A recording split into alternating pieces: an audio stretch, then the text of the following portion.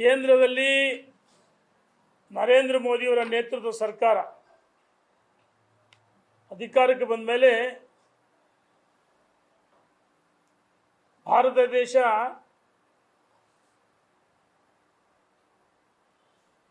ಆರ್ಥಿಕತೆಯಲ್ಲಿ ಮೂರನೇ ರಾಷ್ಟ್ರವಾಗಿ ಹೊರಹೊಮ್ಮಿದೆ.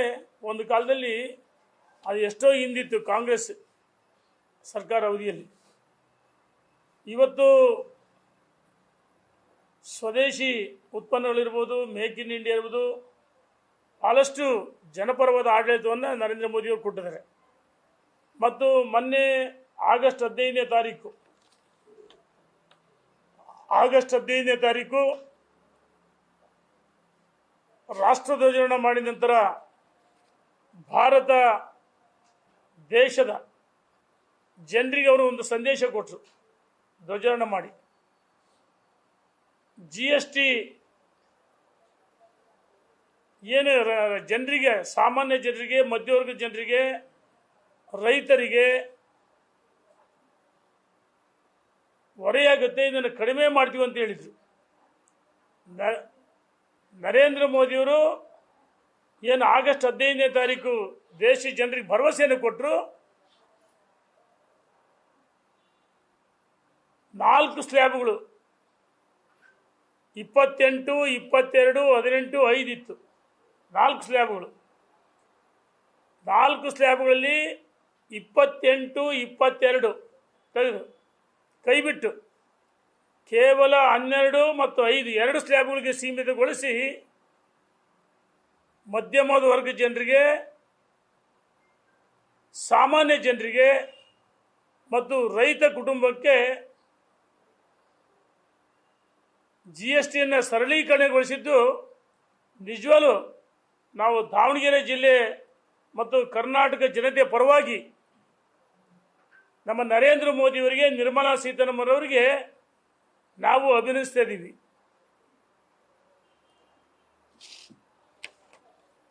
GST ಈ ರೈತರು ಟ್ರ್ಯಾಕ್ಟರ್ಗಳು, ಬಿಡಿ ಪಾರ್ಟ್ಸ್ಗಳು ಇದು ಭಾಳಷ್ಟು ದುಬಾರಿ ಆಗುತ್ತೆ ಅಂತ ಮನವರಿಕೆ ಆಯಿತು. ಅಲ್ಲಿ ಸರಳೀಕರಣ ಮಾಡಿದರು.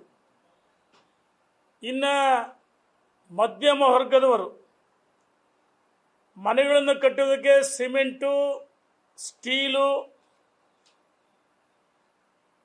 ಅಲ್ಲಿ GST ಸರಳೀಕರಣಗೊಳಿಸಿದರು. ಇನ್ನು ಸಾಮಾನ್ಯ ಜನರು ಬಳಸ್ತಕ್ಕಂಥ ದಿನನಿತ್ಯ ಅಗತ್ಯ ವಸ್ತುಗಳ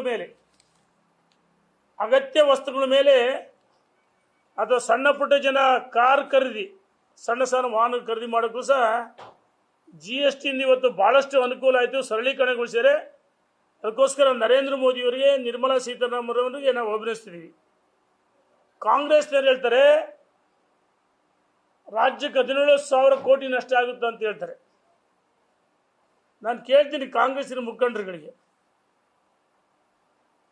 17,000 ಕೋಟಿ ಅಂತ ಆರ್ಥಿಕ ತಜ್ಞರು ಯಾವುದೇ ನಷ್ಟ ಇಲ್ಲ. ಆಯಿತು, ಕೇಂದ್ರ ಸರ್ಕಾರಕ್ಕೆ ಎಷ್ಟು ಸಾವಿರ ಕೋಟಿ ನಷ್ಟ ಆಗುತ್ತೆ? ನಾವು ಅಧಿಕಾರಕ್ಕೆ ಬರೋದು ಕೇವಲ ಜನರಿಂದ ತೆರಿಗೆ ವಸೂಲಿ ಮಾಡೋಕ್ಕಷ್ಟೇ ಅಲ್ಲ, ಸಾಮಾನ್ಯ ಜನರ, ಬಡವರ್ಗರ, ಮಧ್ಯಮ ವರ್ಗದವರ, ರೈತರ ಹಿತವನ್ನು ಕಾಪಾಡೋದು ನಮ್ಮ ಕರ್ತವ್ಯ. ಮತ್ತು ಈ ಸರ್ಕಾರ ಅನಗತ್ಯವಾಗಿ, ನಾನು ಕೇಳಕ್ಕೆ ಇಚ್ಛೆ ಪಡ್ತೀನಿ, ನೀವು ಮಾತೈತೆ ನಾವು ಬಡವರ ಅಹಿಂದ ಸರ್ಕಾರ ಅಂತ ಹೇಳ್ತಿರಲ್ಲ,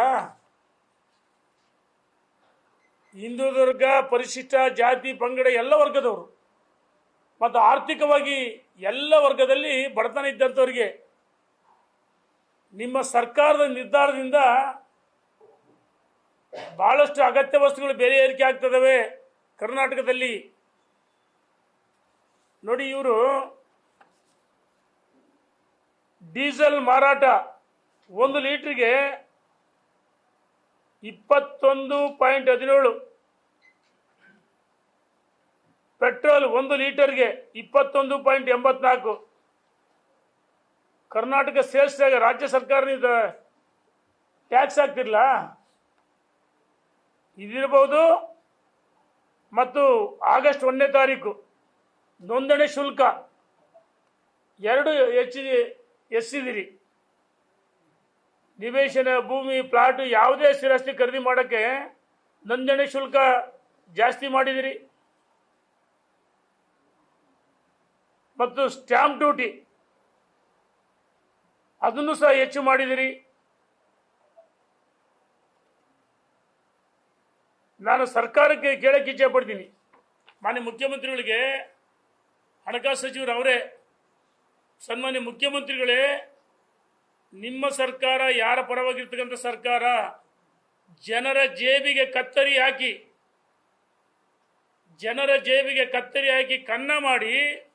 ಕನ್ನ ಹಾಕಿ ನೀವು ಕೊಟ್ಟಿರ್ತಕ್ಕಂಥ ಸುಳ್ಳು ಭರವಸೆಗಳಿಗೆ ಹಣ ಹೊಂದಾಣಿಕೆ ಮಾಡೋಕ್ಕಾಗದೆ ಜನರ ಮೇಲೆ ತೆರಿಗೆ ಹಾಕಿದಿರಿ.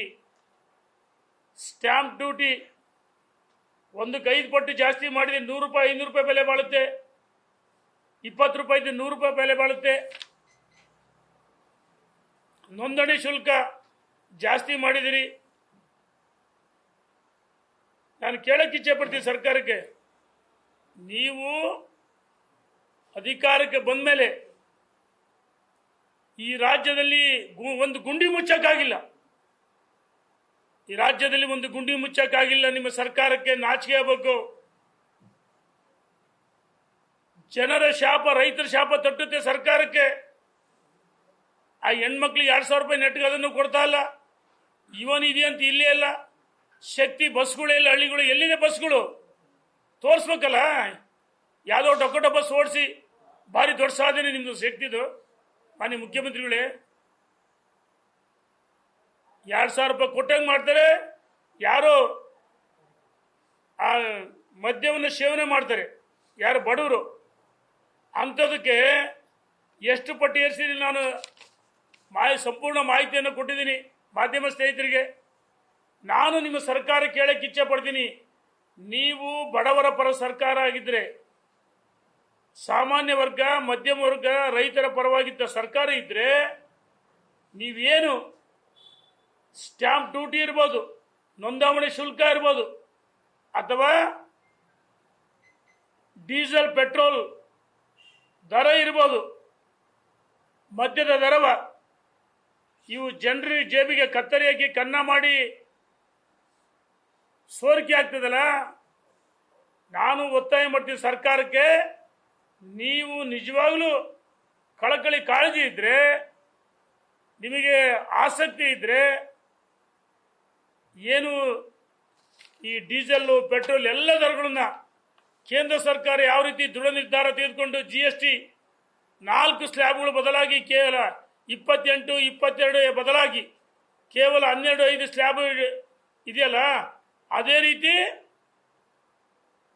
ತಾವುಗಳು ಏನು ದರವನ್ನು ಏರಿಸಿದಿರಿ ಇದನ್ನ ಕಡಿಮೆ ಮಾಡಬೇಕು ಅಂತೇಳಿ ನಾನು ಈ ಸರ್ಕಾರಕ್ಕೆ ಒತ್ತಾಯ ಮಾಡ್ತೀನಿ. ಇದು ಜನ ವಿರೋಧಿ ಸರ್ಕಾರ, ರೈತ ವಿರೋಧಿ ಸರ್ಕಾರ ಅಂತ ಹೇಳಕ್ಕೆ ಇಚ್ಛೆ ಪಡ್ತೀನಿ.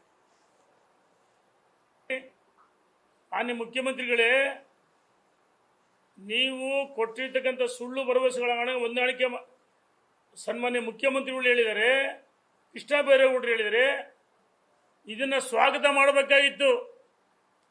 ನರೇಂದ್ರ ಮೋದಿಯವರು ನೇತೃತ್ವ ಕೇಂದ್ರ ಸರ್ಕಾರಕ್ಕೆ ಅಭಿನಂದನೆ ಹೇಳಬೇಕಾಯಿತು. ನರೇಂದ್ರ ಮೋದಿ ಸರ್ಕಾರ ಬಡವರ ಪರ ಸರ್ಕಾರ.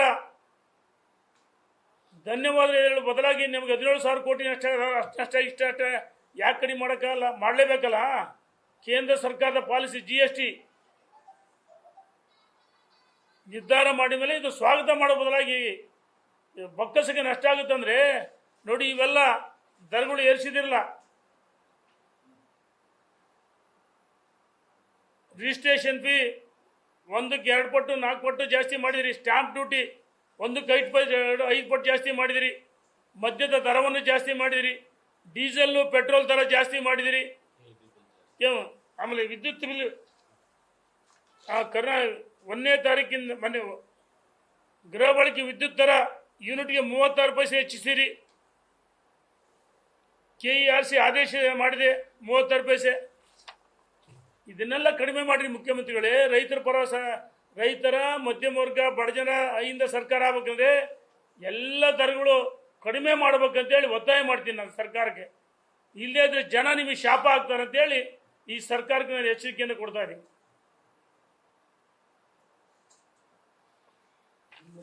ಇವಾಗ ಜಿನೇನ್ ಇರಬೇಕು, ಸತ್ಯ ಇರಬೇಕು. ರೈತರ ಪರವಾದ ಹೋರಾಟಗಳಿದ್ರೆ ಮಾತ್ರ, ಅದು ರೈತರ ಪರ ಜನಪರ ಹೋರಾಟಗಳಿದ್ರೆ ಆ ಪ್ರಕರಣಗಳು ಮೊಕದ್ದಮೆ ವಾಪಸ್ ಪಡಲಿ. ಆದರೆ ಗುಂಡಾಗಿರಿ ಮಾಡಿದವ್ರನ್ನ, ಬೆಂಕಿ ಹಚ್ಚಿದವ್ರನ್ನ, ಕ್ರಿಮಿನಲ್ಗಳ ಮೇಲೆ ಇರ್ತಕ್ಕಂಥ ನಿಮ್ಮ ಹಿಂಬಾಲಕರ ಮೇಲೆ ಹಾಕಿದ ಕೇಸ್ಗಳು ಮೊಕದ್ದಮೆ ವಾಪಸ್ ಪಡೆದರೆ ನಿಮ್ಮ ಬಂಡತನಕ್ಕೆ ಇದೊಂದು ತಾಜಾ ಉದಾಹರಣೆ ಅಂತ ಹೇಳಕ್ಕೆ ಇಚ್ಛೆ ಪಡ್ತೀನಿ. ಈ ಸರ್ಕಾರ ದಿವಾಳಿಯಾಗಿದೆ, ದಿವಾಳಿ ಸರ್ಕಾರ, ಜನರ ಜೇಬಿಗೆ ಕಣ್ಣಾಗ್ತದೆ. ಮತ್ತೆ ರೈತ ರಾಜ್ಯ ಸರ್ಕಾರ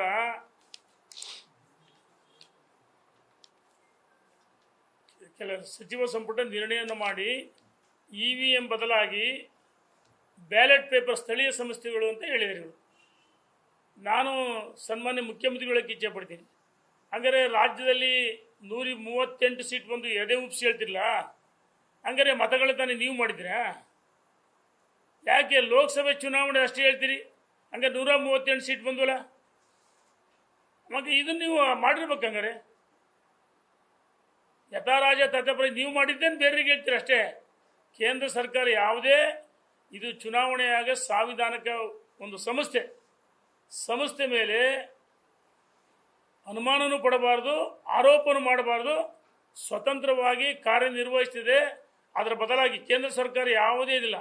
ಈಗೆಲ್ಲ ಫಾಸ್ಟ್ ಜನರೇಷನ್ ಎಲ್ಲ ಅಪ್ಗ್ರೇಡ್ ಆಗ್ತದೆ. ಇಂಥ ಸಂದರ್ಭದಲ್ಲಿ ಬೆಳಗ್ಗೆಯಿಂದ ಸಂಜೆವರೆಗೂ ಮತ ಎಣಿಕೆ ಮಾಡೋದು ಎಷ್ಟು ಕಿರಿಕಿರಿ ಆಗುತ್ತೆ. ಆದರೆ EVM ಏನು ಸಿಸ್ಟಮ್ ಇದೆ ಅದು ನಿಜವಾಗ್ಲೂ ಜನೇನಿದೆ. ಎಲ್ಲ ಒಂದು ಕಡೆ ಈ ಸರ್ಕಾರ ಚುನಾವಣೆ ಮಾಡೋಕ್ಕೆ ಇವರಿಗೆ ತಾಕತ್ತಿಲ್ಲ, ಧೈರ್ಯ ಇಲ್ಲ. ಅದಕ್ಕೋಸ್ಕರ ಸಮಯವನ್ನು ಹರಣ ಮಾಡ್ತಾ ಈ ರೀತಿಯ ಚುನಾವಣೆಗಳು ಮುಂದೂಡೋ ನೆಪ ಇದು ಒಂದು ಭಾಗ. ಏನು EVM ಏನು ತಪ್ಪಾಗಿದೆ? ಚುನಾವಣೆ ಮಾಡಿ ಸರ್ಕಾರಕ್ಕೆ ತಾಕತ್ತಿದ್ರೆ ನೋಡಿ, ಅಲ್ಲಿ ಬೆಂಗಳೂರು 5 ಹೊಡ್ತಾರೆ ಮಹಾನಗರ ಪಾಲಿಕೆ. ಇವೆಲ್ಲ ಸ್ಥಳೀಯ ಸಂಸ್ಥೆಗಳನ್ನ ಚುನಾವಣೆ ಮಾಡೋಕ್ಕೆ ಕಾಂಗ್ರೆಸ್ಸಿನ ಮೇಲೆ ಸಾಕಷ್ಟು ಆರೋಪಗಳಿದೆ. ಜನ ಶಾಪ ಆಗ್ತಾರೆ, ಅಭಿವೃದ್ಧಿನೂ ಇಲ್ಲ, ಕೊಟ್ಟ ಭರವಸೆಗಳು ಈಡೇರಿಲ್ಲ. ಆಮೇಲೆ ಅಗತ್ಯ ವಸ್ತುಗಳ ಬೆಲೆ ಎಲ್ಲವೂ ಜಾಸ್ತಿ ಮಾಡಿದ್ದಾರೆ. ಆ ಪೆಟ್ರೋಲು ಸಣ್ಣ ಪುಟ್ಟ ಜನ ಬೈಕ್ ಇಡ್ತಾರೆ ಅಥವಾ 2 ವೀಲರ್ ಇಡ್ತಾರೆ, ಎಷ್ಟು ಜಾಸ್ತಿ ಮಾಡಿದ್ದಾರೆ. ಆಮೇಲೆ ಡೀಸೆಲ್ಲು ವಾಹನಗಳು ಅಥವಾ ರೈತನ ಗದ್ದೆ ಉಳುಮೆ ಮಾಡಿದಿರ್ಬೋದು, ಆ ಡೀಸೆಲ್ ಬಸ್ಗಳ ದರ ಜಾಸ್ತಿ ಆಗುತ್ತೆ, ಎಲ್ಲವೂ ಜಾಸ್ತಿ ಆಗುತ್ತೆ. ಅದಕ್ಕೋಸ್ಕರ ನಾವು ಎಲ್ಲ ದರಗಳನ್ನು ಕಡಿಮೆ ಮಾಡಬೇಕು ಅಂತೇಳಿ ಒತ್ತಾಯ ಮಾಡ್ತೀವಿ.